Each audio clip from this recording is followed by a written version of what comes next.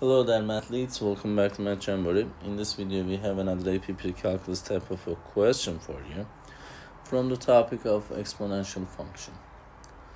Let's solve it together. The exponential function f of x equals a times b to the power of x, where a and b are positive constants, is defined. The table shows values of f of x at selected values of x. Which of the following statements is true? X values are increasing because it's 0, 1, 2, 3, 4. F of x values are 500, 1000, 2000, 4000, and 8000. These are also increasing. Pay attention.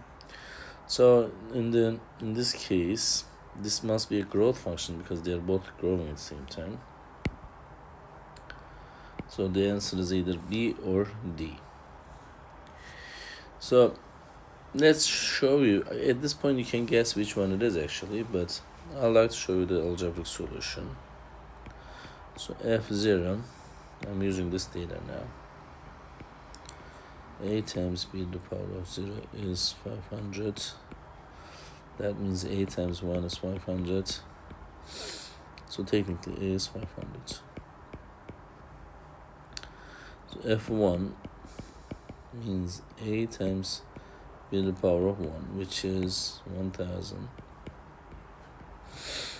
So 500 b equals 1000. If you will divide both sides by 500,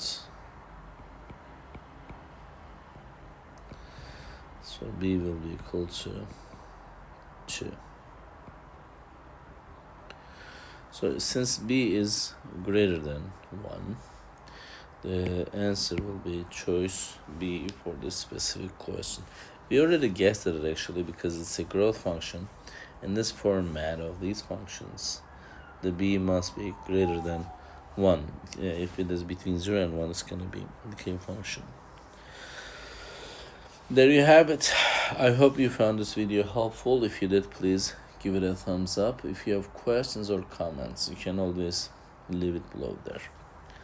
Thank you and see you next time. Bye-bye.